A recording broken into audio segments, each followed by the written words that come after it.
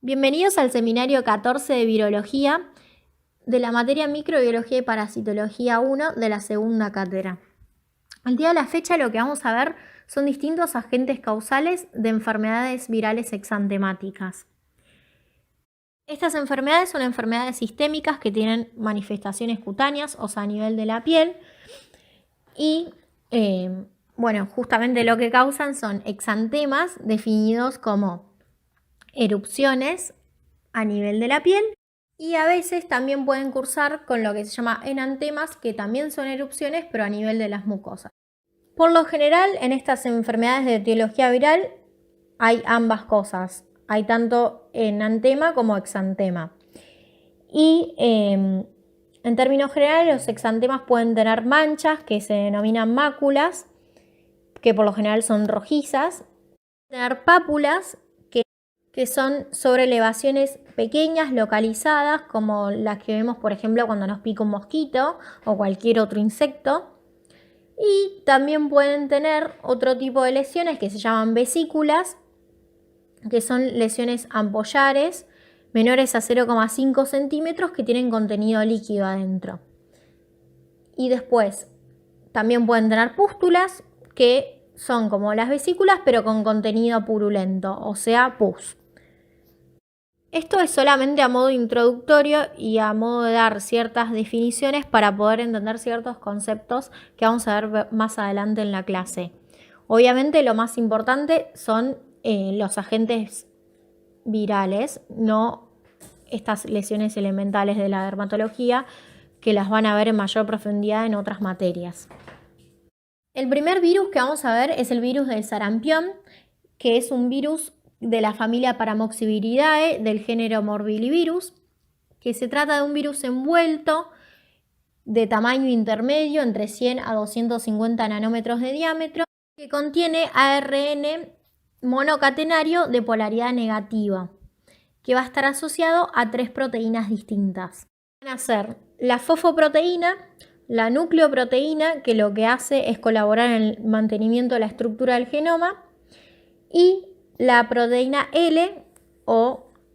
large, que es la polimerasa de ARN. A su vez, la nucleocápside va a estar unida a la proteína de la matrix o proteína M, que va a tapizar el interior de la envoltura del virión. En la envoltura, a su vez, va a haber 2 glucoproteínas, que una de ellas es la glucoproteína H o hemaglutinina, que es la que se va a unir a su receptor celular, y la proteína F o de fusión, que lo que hace justamente es facilitar la fusión entre la envoltura del virión y la membrana celular.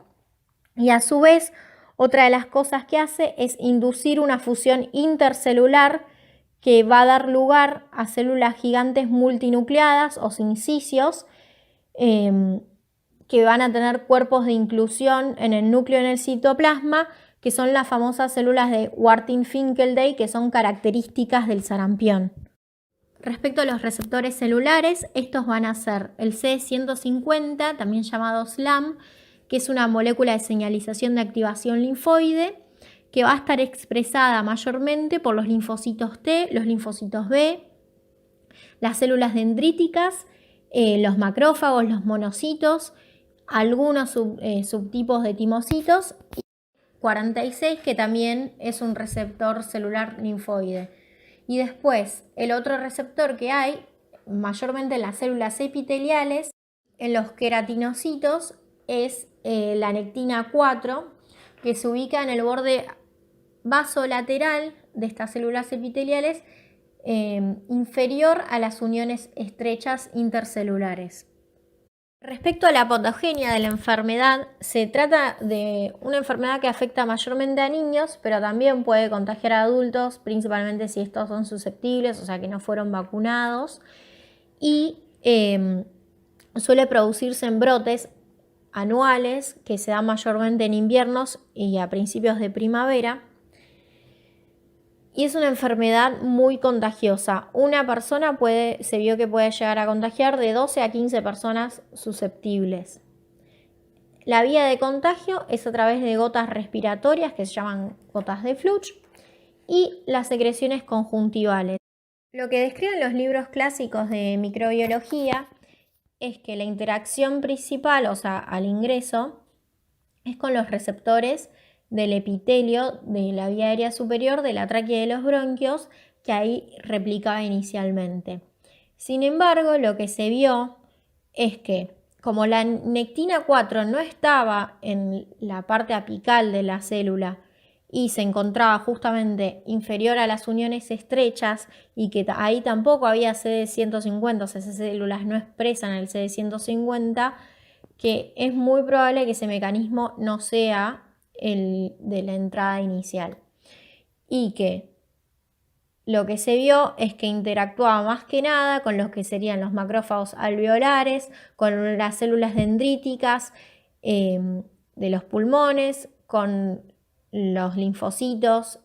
T y B y las células dendríticas y los macrófagos que están en la submucosa de todo el aparato respiratorio, y esos serían potencialmente las células en las que inicialmente se replica el virus. Lo mismo a nivel de la conjuntiva, que también hay células linfoides y mieloides en la lámina propia, como células de Langerhans, macrófagos, TCD4, TCD8, linfocitos B, y bueno, ahí también replicaría inicialmente el virus. El virus es captado y es transportado a los tejidos linfáticos regionales, que ahí va a ir a todos los ganglios linfáticos de la región, al tejido BALT, que está asociado a los bronquios, a los ganglios linfáticos cervicales, a las amígdalas, a todo lo que sería el tejido linfoide regional. Ahí va a replicarse nuevamente. Ahí se va a producir luego una viremia, o sea, se va a diseminar por todo el organismo, por el torrente sanguíneo, y va a ir a distintos órganos, afectando primordialmente a lo que es el sistema retículo endotelial, donde hay todos los tipos de leucocitos que expresan el CD150 y el CD46. En los estadios iniciales de la infección y en la viremia primaria, lo que se vio es que lo que más hay es una propagación célula a célula. Después va a haber una segunda viremia en la que va a haber una mayor diseminación y donde ya distintos órganos como el epitelio del aparato respiratorio, el aparato urinario, los vasos sanguíneos pequeños, la piel, e incluso al sistema nervioso central. Respecto a la clínica, va a haber un periodo de incubación que se manifiesta de forma sintomática de alrededor de 10 días, y después va a haber un periodo que es el pródromo, que se caracteriza por un triple catarro, se llama, que esto es porque va a haber conjuntivitis con secreción conjuntival, rinorrea y tos con catarro bronquial. Todo esto tiene que ver por los lugares iniciales donde se está replicando el virus, o sea, todo lo que es la vía aérea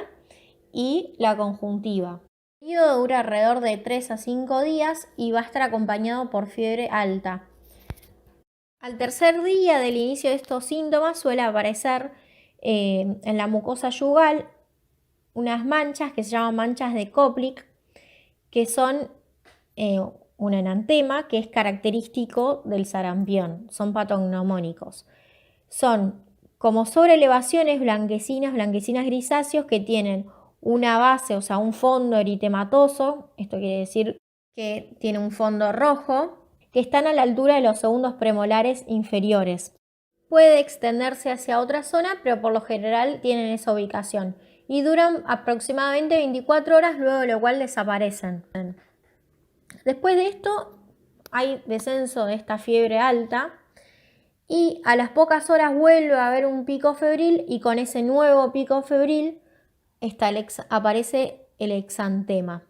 Tanto el exantema como este enantema, que son las manchas de Koplik, consecuencia de la respuesta inmune del organismo contra el virus. Esta va a estar más que nada mediada por los linfocitos TCD4 y TCD8 contra los antígenos del virus, que van a estar replicando en el endotelio de los vasos de la dermis papilar. O sea, ese exantema no contagia el virus. Si yo toco al paciente, no me voy a contagiar por el exantema. Probablemente me contagie, si yo no estoy vacunado, a través de las secreciones, de las gotitas de flush, no por tocar el exantema, porque es una respuesta inmune. Lo otro es que el exantema del sarampión tiene varias características que son que al primer día aparece en la cara, se inicia retroauricular y a nivel de la unión de la cara con el cuero cabelludo, y después a lo largo de los días se va diseminando el céfalo caudal.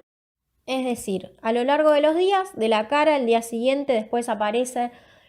a nivel del cuello y en el tronco, y al otro día aparece también a nivel de las extremidades, respetando palmas y plantas, que eso también es característico.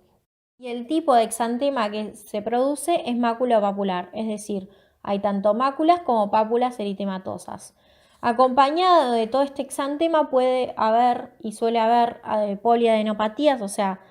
vamos a tener inflamados varios ganglios linfáticos, justamente sabemos que es por el tropismo celular que tiene, y más o menos suele durar alrededor de 7 días.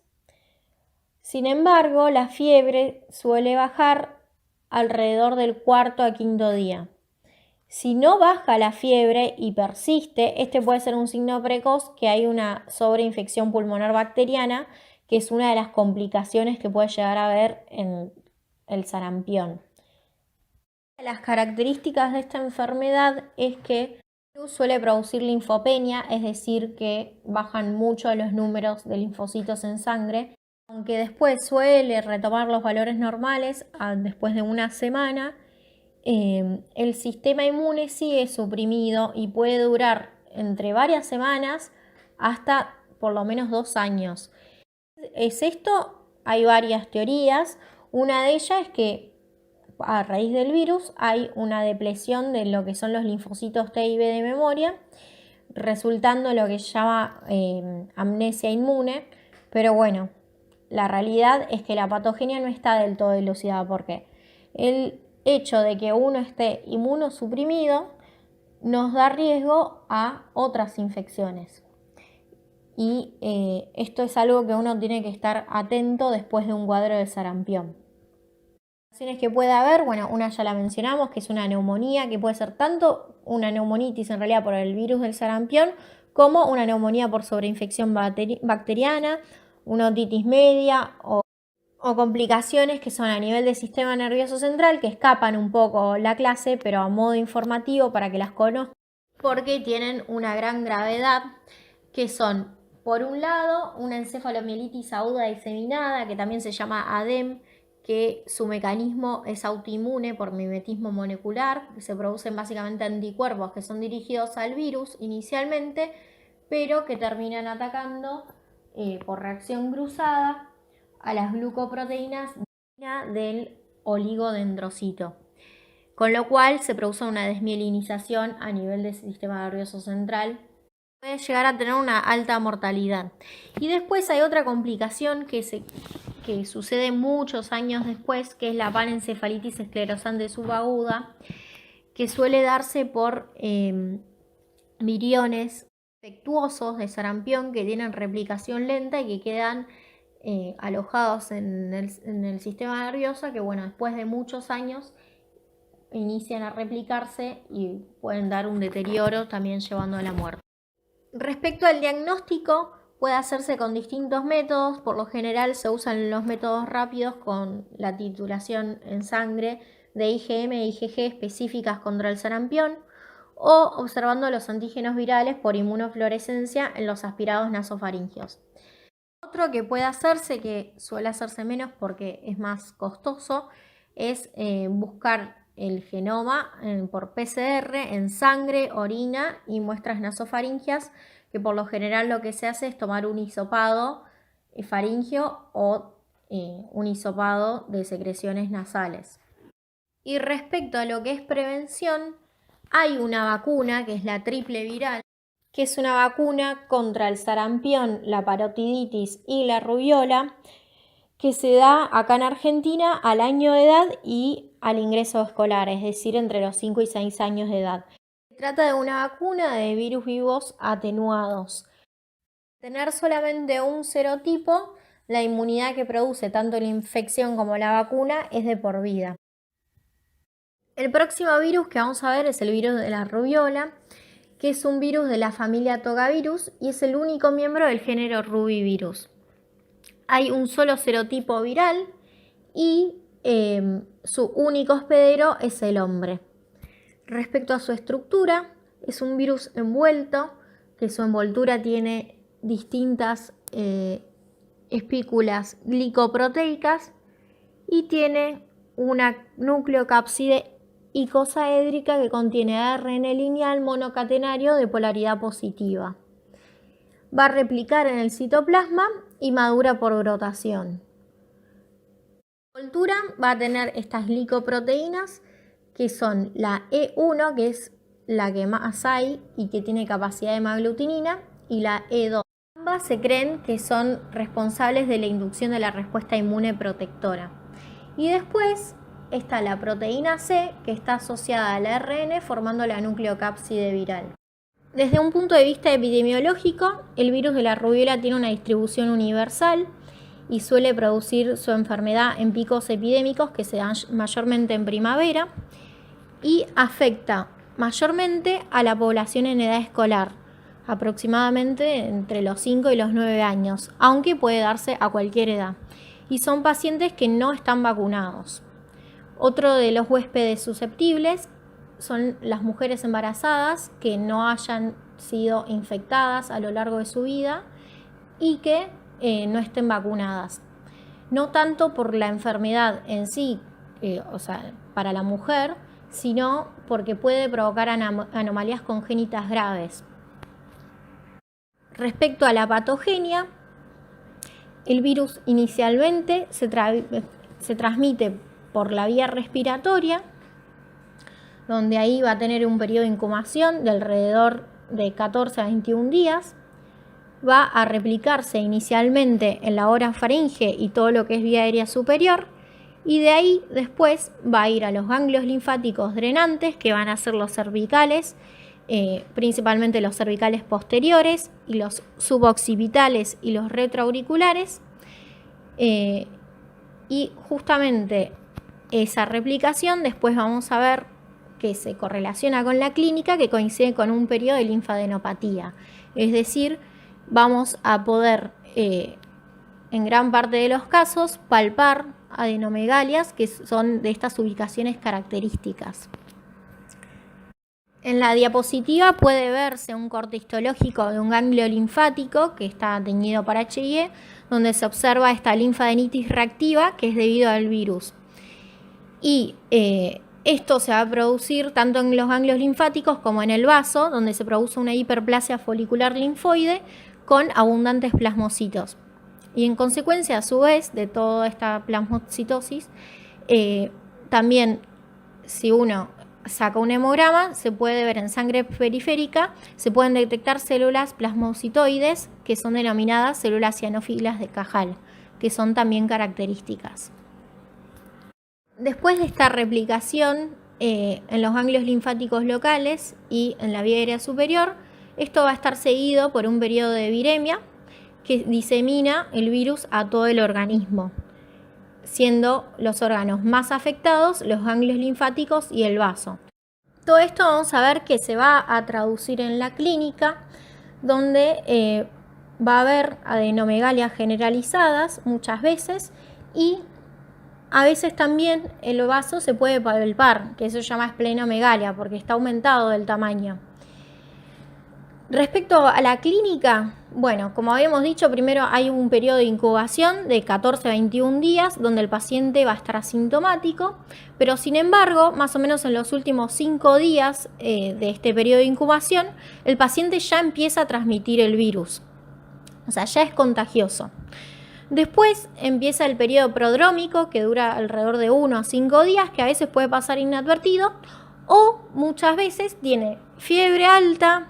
o sea, mayor a 38 grados, catarro, el paciente está decaído y va a tener adenomegalias que pueden ser generalizadas, pero mayormente lo que vamos a encontrar son adenomegalias que tienen ubicación característica, que son esto que habíamos dicho, que se ubican más que nada a nivel retroauricular, suboccipital y cervicales posteriores. Eso es clásico de la rubiola. Y lo otro que vamos a ver en este periodo es un cuadro de faringoamigdalitis con un enantema clásico, que es un puntillado congestivo a nivel del paladar blando. Después de esto viene el periodo exantemático, que dura alrededor de 3 a 7 días, donde la fiebre persiste, pero aparece este exantema maculopapuloso que tiene características similares al del sarampión, en el sentido de que su diseminación también es de cefalocaudal, con una distribución parecida. Sin embargo, suele generalizarse un poco más rápido, generalmente en un día ya se generaliza. Y bueno, es muy parecido, inicia en cara, después aparece también en cuello, después se le agregan las manchas a nivel del tórax y después a nivel de las extremidades, respetando palmas y plantas. Esto suele desaparecer más o menos en 3 días, sin dejar descamación, sin dejar ninguna secuela, nada, como llegó, se fue. Y al igual que el sarampión, este exantema tiene una etiología inmunológica. La única diferencia es que se piensa que es por la formación de inmunocomplejos. Es decir, después de la viremia se generan anticuerpos contra el virus. Estos se unen a su antígeno viral, formando estos inmunocomplejos que después se van a depositar a nivel de los pequeños vasos de la piel. Esto después causa una inflamación secundaria. Lo mismo puede llegar a pasar a nivel de las articulaciones pequeñas, se puede depositar ahí los inmunocomplejos. Y esta inflamación consecuentemente puede causar dolor a nivel de estas articulaciones. Después la enfermedad se resuelve sola y deja inmunidad de por vida. Es importante considerar que si la paciente está embarazada, puede pasar a través de la placenta y transmitirse a la sangre fetal. Y de ahí puede tener efectos teratógenos y puede causar una enfermedad congénita que puede llevar a la ceguera, a la sordera, a cardiopatías y muchas otras alteraciones. En las diapositivas se puede ver unos cultivos celulares, pero en realidad son solamente a modo ilustrativo, porque por lo general no suelen hacerse, porque son muy costosos y muy engorrosos. Y por lo general el virus de la rubiola puede replicar solamente en determinadas estirpes celulares, como las células RK13, las AGMK y las Vero, y no produce un efecto citopático marcado. Lo que se puede hacer es una prueba que se llama prueba de interferencia heteróloga, que lo que se vio es que el virus de la rubiola interfiere con el efecto citopático que da el virus ECO11. Entonces, si en un cultivo celular que tiene virus ECO11 lo inoculamos con una muestra que contuviera el virus de la rubiola, esta impediría por interferencia la replicación del virus ECO11 y ahí podemos sospechar que estamos en presencia de ese virus. Fue así que se aisló por primera vez en 1962, pero hoy en día esto ya no se utiliza. Lo que se usa para el diagnóstico son la búsqueda de anticuerpos IgM e IgG, que puede ser por los títulos totales o por seroconversión, es decir, vemos, tomamos muestra de sangre hoy y de acá a 14 días y vemos si estos títulos de IgG aumentaron unas 4 veces y ahí podemos hacer diagnóstico. Si no, lo otro que se puede hacer y que se usa más que nada para lo que es la rubiola congénita son la búsqueda del genoma viral por PCR. Pero bueno, también es costoso, pero con lo cual se va a reservar para esos casos. Algo muy importante que me olvidé mencionar es el hecho de que la rubiola contagia Primero, a partir de estos últimos 5 días que habíamos dicho del periodo de incubación, y después sigue contagiando entre 5 a 7 días después que se va el exantema. Con lo cual es importante de que el chico no vuelva al colegio y quede aislado. Y después, en los casos de los lactantes con infección congénita, van a seguir eliminando el virus en orina y en secreciones durante 1 año. Así que eso también es importante considerarlo. Bueno, dado por finalizado este tema, pasamos al próximo, que es el eritrovirus B19 o parvovirus B19, que da la famosa quinta enfermedad, que es uno de los exantemas clásicos de la infancia. Se trata de un virus de la familia Parvoviridae, que es muy pequeño, suele tener entre 18 a 26 nanómetros de diámetro, que carece de envoltura y tiene un ADN monocatenario lineal. Su genoma puede ser tanto en sentido positivo como en sentido negativo. Y lo otro característico que tiene es que tienen que infectar sí o sí células activas mitóticamente, ya que no codifican elementos para estimular el crecimiento celular ni codifican una polimerasa. Con lo cual, la síntesis de una cadena complementaria de ADN va a exigir la presencia de factores que solamente existen en la fase S del ciclo de crecimiento celular y de polimerasas celulares de ADN. Las células target donde se van a replicar son los precursores eritroides que expresan el receptor, que es el antígeno P de grupo sanguíneo. Y esta replicación viral se va a dar especialmente en la médula ósea, en estas células de la progenie eritroide, provocando la destrucción directa, porque son citolíticos, teniendo la producción de eritrocitos de forma transitoria. La enfermedad que va a dar, que es la quinta enfermedad, se va a dar más que nada en los chicos en edad escolar entre 4 y 10 años y se trata de una enfermedad bifásica, es decir, tiene una primera fase febril inicial en las cuales se detiene la producción de los eritrocitos, donde hay abundante viremia y donde el paciente a través de sus secreciones orales y respiratorias está contagiando y que se manifiesta por lo general por síntomas inespecíficos, es decir, fiebre, malestar general, pero nada que sea muy característico. Cuando se van todos estos síntomas y disminuye o desaparece la fiebre, el paciente se dice como que se brota,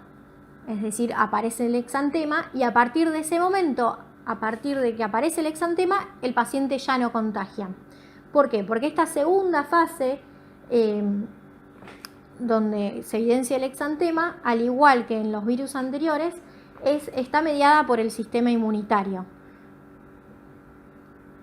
Al inicio lo que van a aparecer son máculas grandes, rojizas, calientes, que hacen que la piel esté tensa a nivel de la cara, en ambas mejillas, que respetan lo que sería el surco nasoogeniano y el mentón, a las que por lo general se le denomina el signo de la cachetada, porque es como que si el paciente hubiera recibido 2 cachetadas y le queda marcado rojo. Y después, al día siguiente, aparecen máculas a nivel de las extremidades y de los glúteos, en las cuales algunas van a tener un centro pálido, dando una imagen anular que se llama signo del encaje, que también es característico. Y al igual que las otras 2 exantemáticas que vimos previamente, el exantema va a respetar lo que serían palmas y plantas. A veces puede acompañarse también con pruritos, es decir, con picazón en las palmas y plantas, y a veces no. Y el diagnóstico suele ser clínico, pero si quisiéramos buscarlo por laboratorio, lo que se hace es serología, buscando las IgM y las IgG específicas. El próximo virus que vamos a ver es el agente causal de la sexta enfermedad o exantema súbito, que es el virus herpes humano 6, que como bien indica su nombre es de la familia Herpesviridae y del género Roseolovirus. Este virus comparte la morfología común a todos los virus herpes, que se trata de un virus envuelto de gran tamaño, de 150 nanómetros de diámetro aproximadamente, que contiene ADN bicatenario lineal envuelto en una nucleocápside que tiene una simetría icosaédrica, y entre la nucleocápside y la envoltura existe algo que se llama tegumento, que consiste en una mezcla de proteínas que van a ocupar ese espacio. El tropismo celular que tienen estos virus es por los linfocitos T y B, y se replican en las glándulas salivales y se eliminan y se transmiten a través de la saliva. En los linfocitos T va a producir una infección latente que va a durar toda la vida,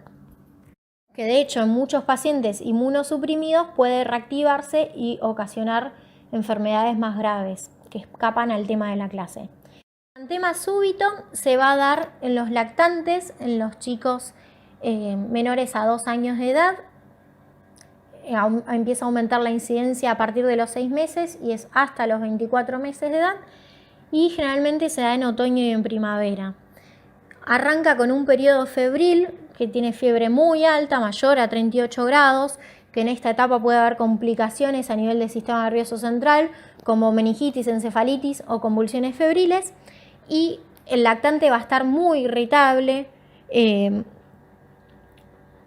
puede presentar inyección conjuntival o faringitis, y a veces se le pueden palpar adenomegalias cervicales. Esta fiebre dura alrededor de 3 días, al tercer día cede el cuadro febril y aparece un exantema maculopapular a nivel del tronco y cuello, que por lo general respeta la cara, pero a veces puede también aparecer en la cara, y en las extremidades. Suele aparecer todo en un solo brote, a diferencia de los otros virus que vimos anteriormente, que tenían como una diseminación cefalocaudal y va apareciendo progresivamente de arriba para abajo. Este no, es como que aparece todo el rash de una sola vez. Se sabe que este rash es por una reacción inmunitaria, lo que no se sabe bien es el por qué, cuál es la patogenia. Se cree que es por la presencia de linfocitos T infectados o por la activación de una hipersensibilidad retardada de los linfocitos T en la piel, que bueno, podrían ser ambas las causas. El diagnóstico suele ser clínico, pero bueno, en caso de buscarlo por laboratorio, lo que se hace es buscar también, al igual que los demás, las IgM y las IgG específicas. Después hay otro exantema que es la pitiriasis rosada, que hoy en día no tiene un agente etiológico conocido, pero se cree que es el herpes virus 7, que tiene características muy similares a la del herpes 6, que también es linfotropo, y que da un cuadro clínico en el cual aparece primero a nivel del tronco, más que nada, o si no puede ser en abdomen, pero es mayormente en el tronco, una placa eritematosa escamosa de gran tamaño que se le llama placa madre. Y después, 2 semanas después, empiezan a aparecer varias máculas y placas en el resto del tronco y en la parte superior del abdomen, y a esto se le llama en árbol de Navidad, porque es como si tuvieras la estrellita arriba y todo alrededor los demás adornitos del árbol. Es característico, digamos, este exantema, y al igual que los anteriores también resuelve solo. El próximo virus que vamos a ver es el virus de la parotiditis, que es el agente etiológico de la enfermedad con el mismo nombre, que se trata de una inflamación dolorosa de las glándulas salivales, de las parótidas, y después vamos a ver que tiene también otras manifestaciones. Y este virus es un virus de la familia Paramoxiviridae, al igual que el sarampión, y mide aproximadamente entre 100 y 300 nanómetros de diámetro. Tiene una estructura parecida y se trata de un virus envuelto con ARN monocatenario de polaridad negativa. Y en la envoltura lipoproteica tiene 3 proteínas de importancia, que son la hemaglutinina neuraminidasa o HN, la proteína F de fusión celular, que es muy similar su función a la proteína F del virus de sarampión, y la proteína M de la matrix. En el interior de la partícula viral van a estar la proteína L o large que funciona como polimerasa, la nucleoproteína y la fosfoproteína P. Y bueno, al igual que el sarampión, también tiene una nucleocápside icosaédrica que recubre el ARN. Va a tener un solo serotipo viral y es cultivable en las células, donde produce la formación de células gigantes multinucleadas. Esto también es una característica que lo comparte con el resto de su familia por la proteína F de fusión. Respecto a la patogenia de la enfermedad que produce, se va a transmitir a través de las gotas respiratorias, a través de las gotas de Fluch, y va a replicar inicialmente en la faringe y en el epitelio de la vía aérea superior, donde va a realizar un periodo de incubación de más o menos 2 semanas, luego de lo cual va a realizar una viremia que lo va a llevar a distintos ganglios linfáticos, y de ahí más tarde va a realizar una segunda viremia que lo va a llevar a distintos órganos, entre ellos su órgano target principal, que son las glándulas parótidas, que las puede afectar tanto de forma unilateral como bilateral. Y al ser citolítico va a provocar la necrosis de los acinos y de los conductos secretorios, va a producir edema e infiltrado inflamatorio intersticial, y también puede comprometer otro tipo de glándulas, como por ejemplo el páncreas, los testículos y los ovarios, y más raramente en algunos casos puede comprometer el sistema nervioso central. Con lo cual, aunque generalmente resuelve solo y tiene un curso de benigno, son cosas que como médicos tenemos que estar atentos. Es característico igual el cuadro que va a dar cuando entra el paciente al consultorio. Lo vamos a ver que tiene toda la zona de la glándula parótida inflamada, roja, caliente, y por lo general son pacientes que no están vacunados con la triple viral, que como habíamos mencionado al inicio de la clase, es la vacuna a virus atenuados que se da para la parotiditis, el sarampión y la rubiola. Y el paciente cuando llega lo tenemos que revisar de arriba abajo. Tenemos que ver que los testículos no estén inflamados. También tenemos que preguntar por otros síntomas como dolor abdominal, que se irradia dorso, que nos puede estar hablando de una pancreatitis,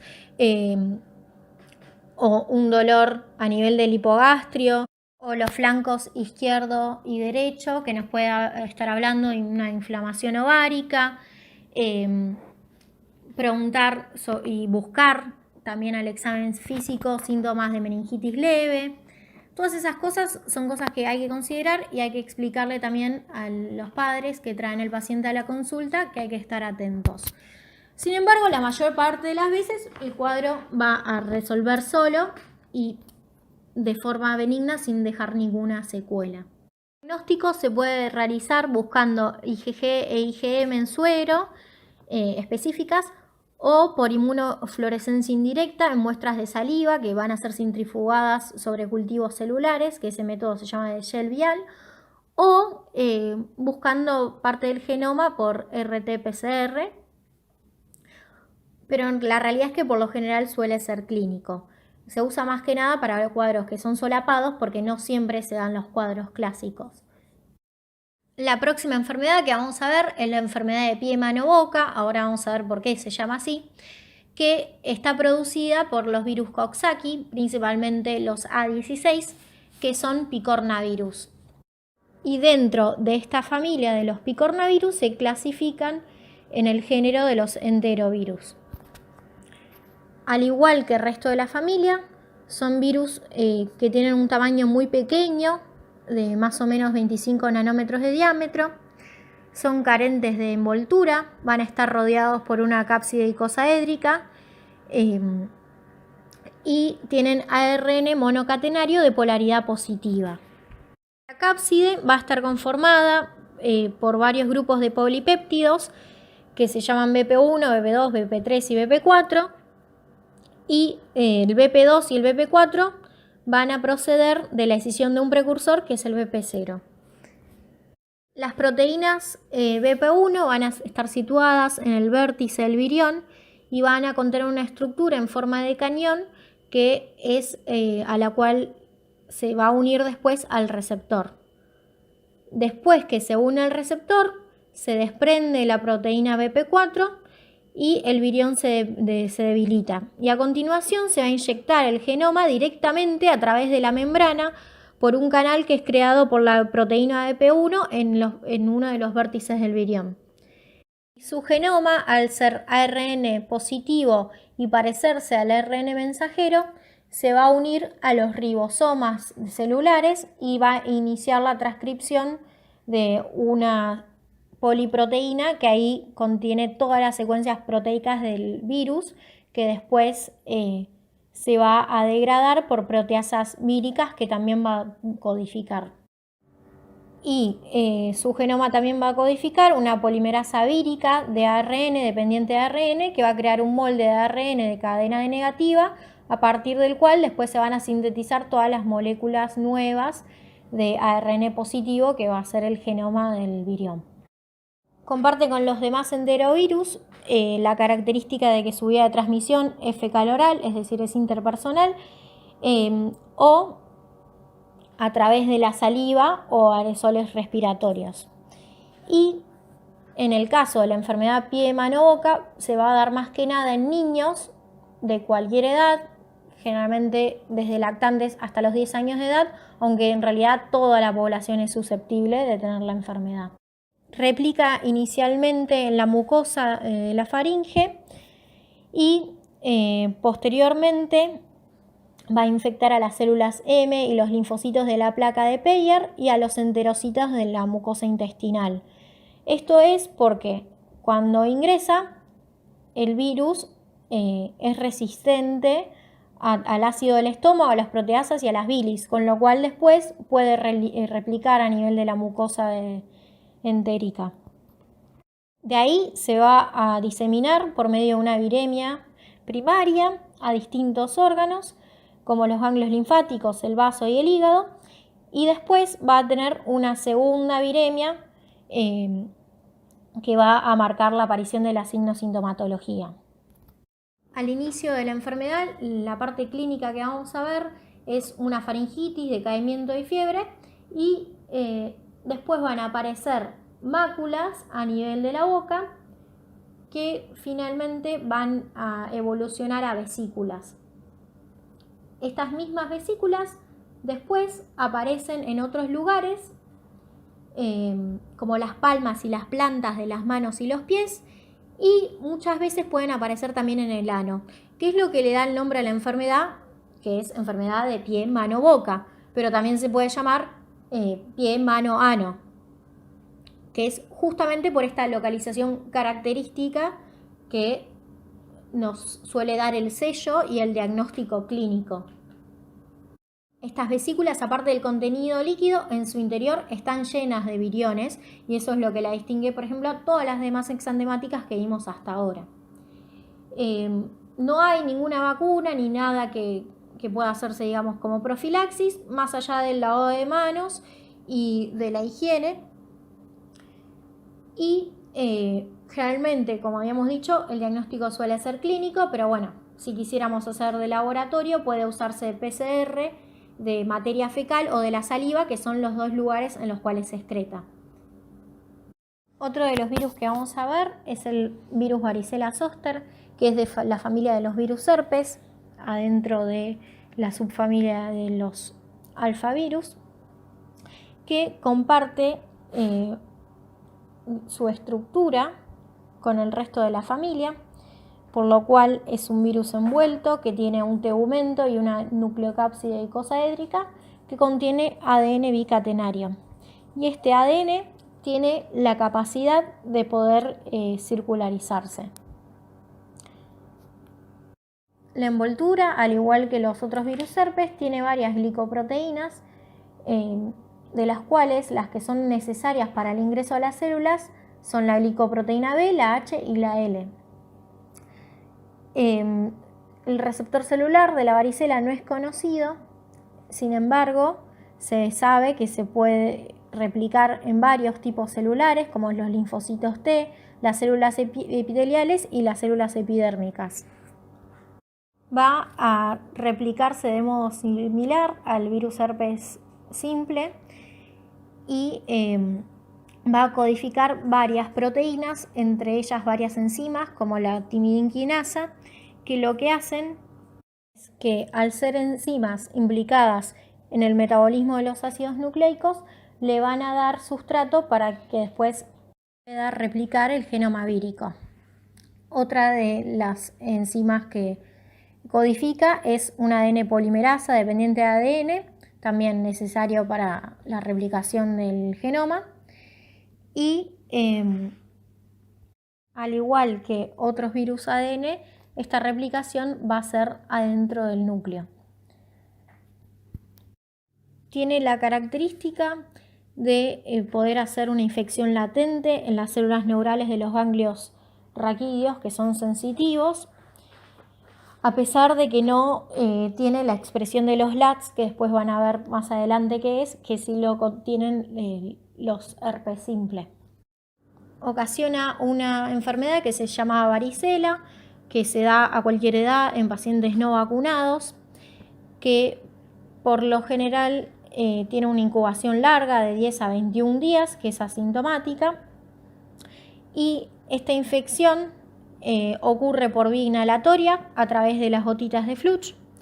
y por la aerolización de las costras secas de las lesiones que tiene la varicela, que son características que vamos a ver más adelante. Es una enfermedad que es muy contagiosa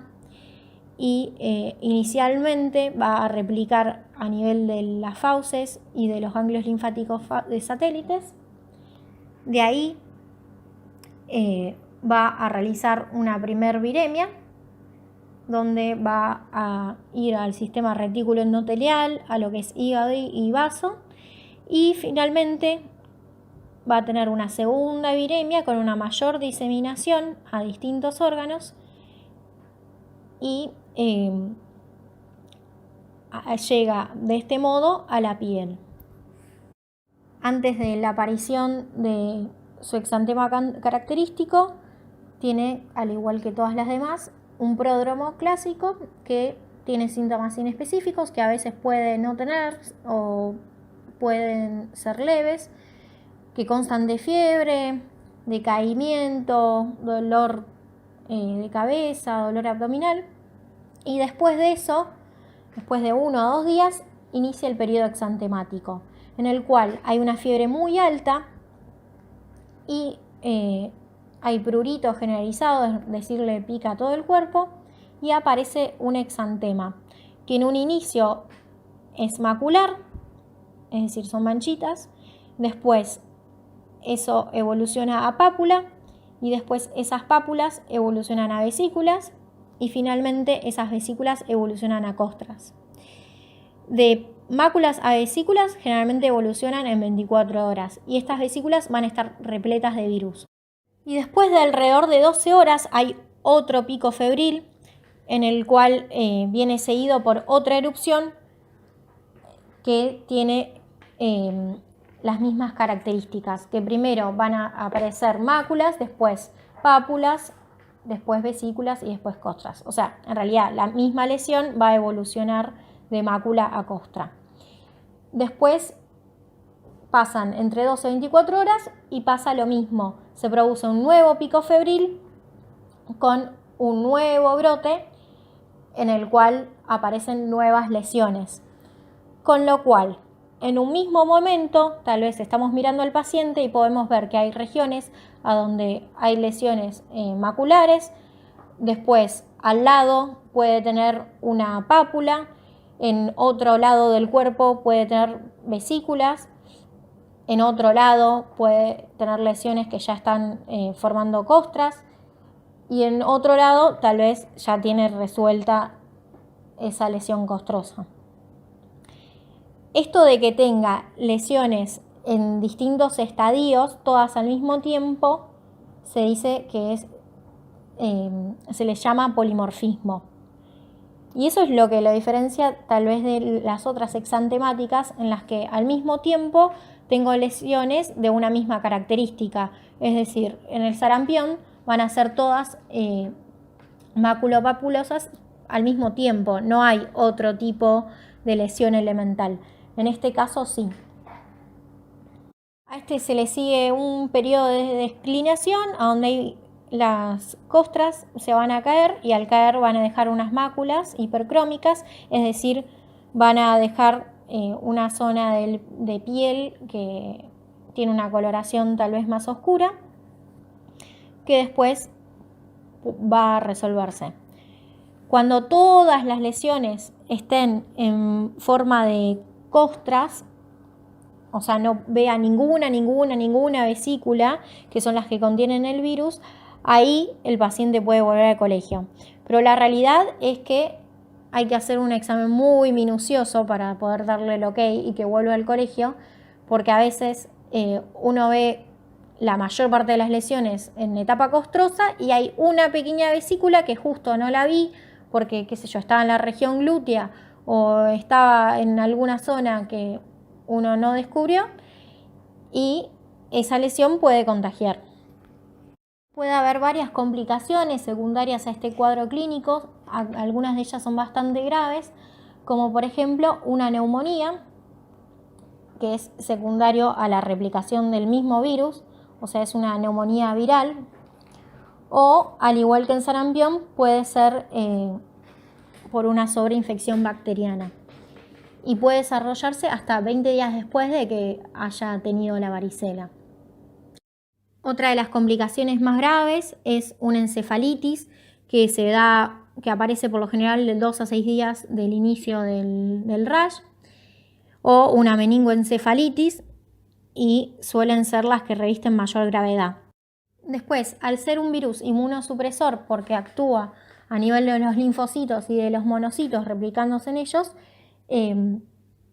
puede causar varias infecciones, o sea, predispone a infecciones por otros agentes etiológicos, como por ejemplo el Staphylococcus aureus, que aparte de dar neumonía puede causar una infección invasiva, lo mismo el Streptococcus pyogenes, que puede sobreinfectar las lesiones de la varicela y de ahí ingresar al torrente sanguíneo, y ambos pueden terminar en un shock séptico. Obviamente esto es un cuadro de mucha gravedad y es raro, pero son cosas que pueden pasar. Puede producirse una celulitis, un impétigo, que tal vez sería como la versión más leve, y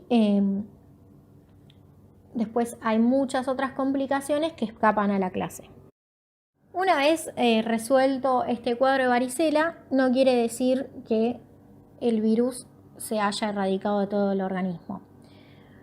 porque el virus varicela zoster, como habíamos dicho, hace latencia en las neuronas y en las células satélites de los ganglios raquídeos,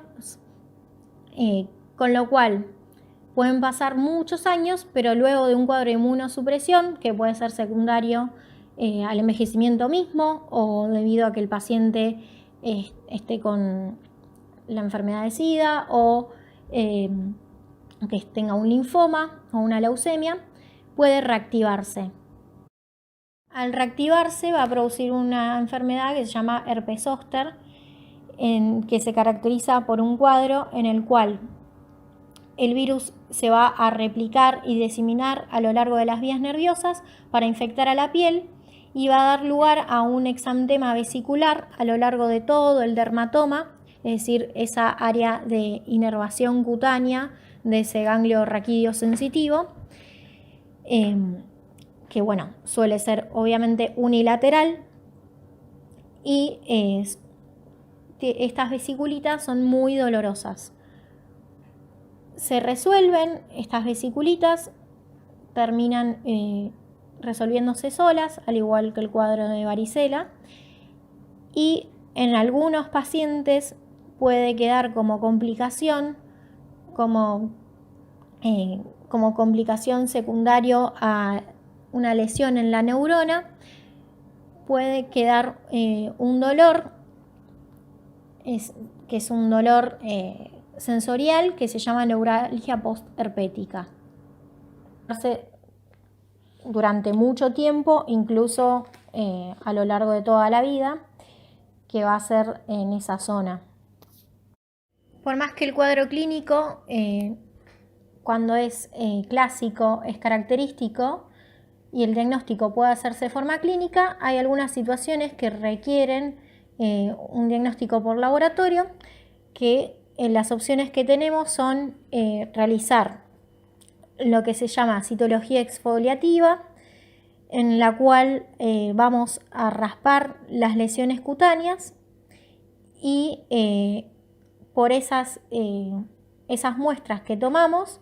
las se van a teñir con la tinción de Giemsia, y lo que se van a observar es el efecto citopático característico del varicela zoster, que es similar al que se observa en otras células infectadas por el herpes, en el que hay formación de sincicios y donde también se pueden observar inclusiones intranucleares que se llaman de Cowdry. La opción que hay es, a partir de esas células obtenidas por raspado de la base de las vesículas,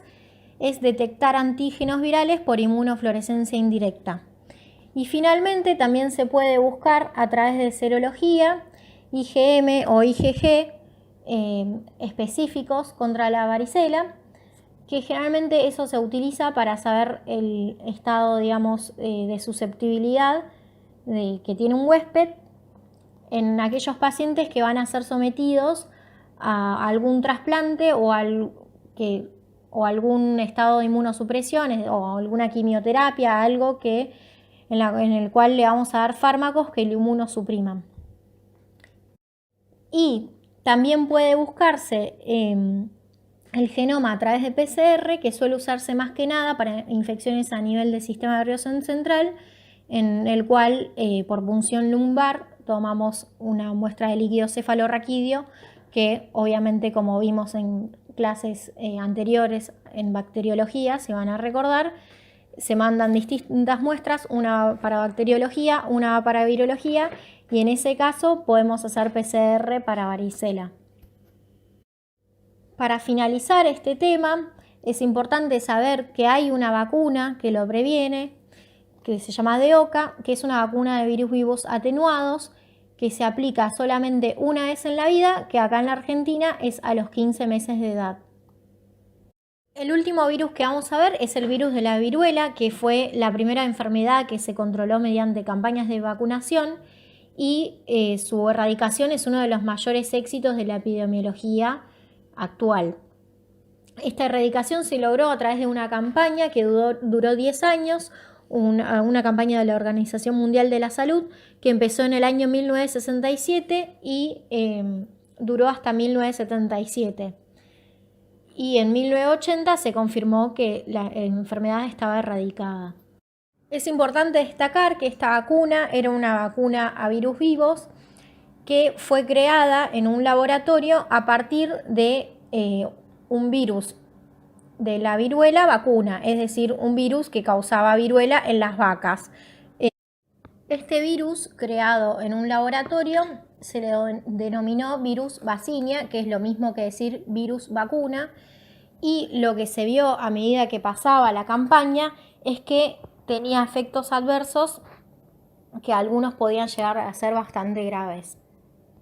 A medida que se estaba llegando a la erradicación de la enfermedad, hay algunos países en los que algunos laboratorios fueron reservando y guardándose el virus de la viruela natural, que se pensó que era para una eventual guerra biológica, para usar como arma bioterrorista, por lo cual hasta hoy en día se siguieron desarrollando una serie de fármacos antivirales y se siguió estudiando para poder elaborar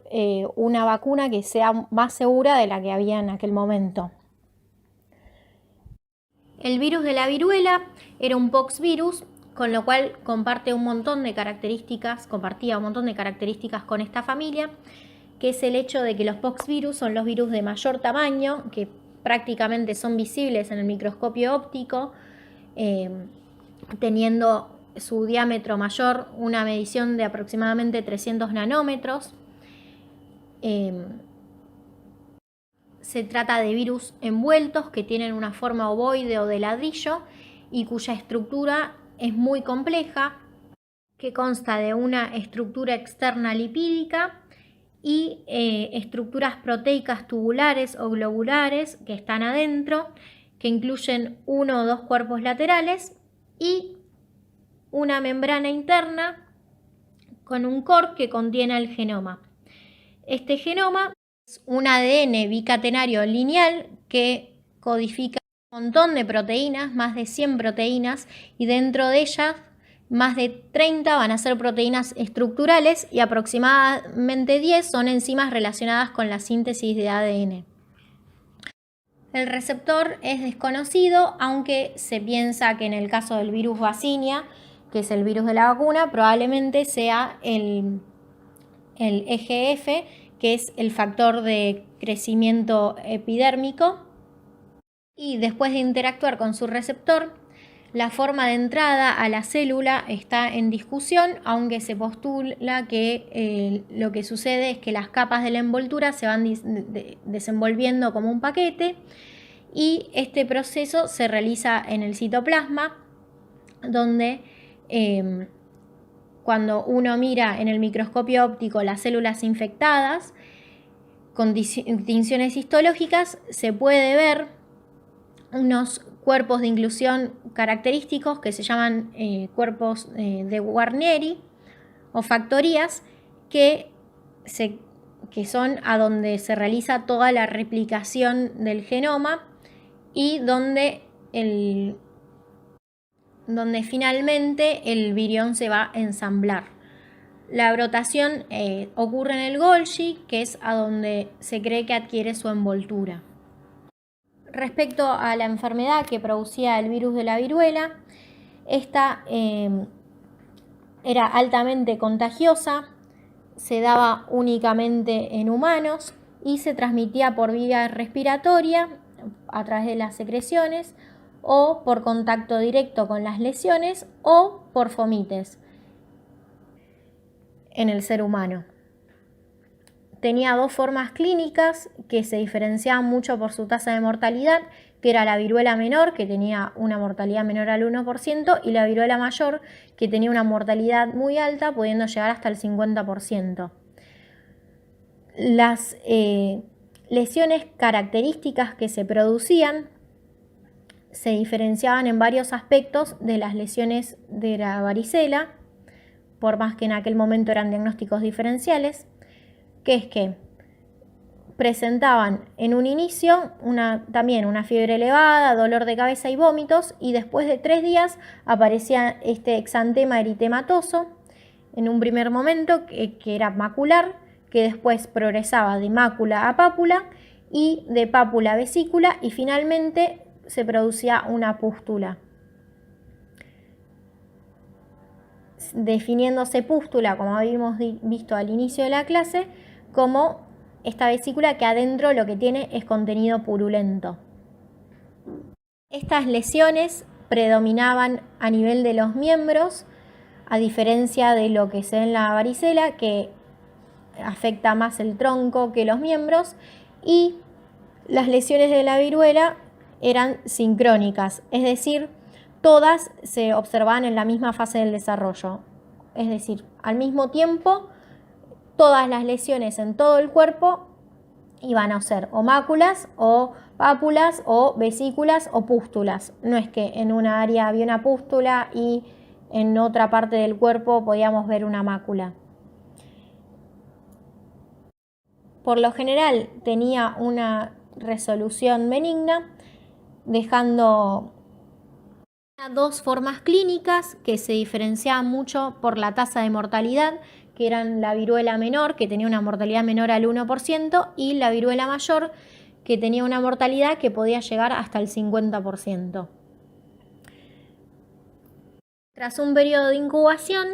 el paciente debutaba con fiebre alta, con decaimiento, con dolor de cabeza y malestar general, y después de 3 días iniciaba con un exantema realizado, que en un inicio era macular, que progresaba de mácula a pápula, de pápula a vesícula y finalmente terminaban siendo pústulas, es decir, vesículas que contenían pus en su interior. Las lesiones de la viruela, a diferencia de la varicela, eran sincrónicas, es decir, todas se observaban en una misma fase o en un mismo estadio de evolución. Por último, a modo de conclusión, podemos decir que las enfermedades exantemáticas son infecciones sistémicas con manifestaciones mucocutáneas, que los exantemas vesiculares están habitados por virus, mientras que los maculares no, son generalmente por una respuesta inmunológica, y que son enfermedades muy contagiosas, que la puerta de entrada por lo general es respiratoria o entérica.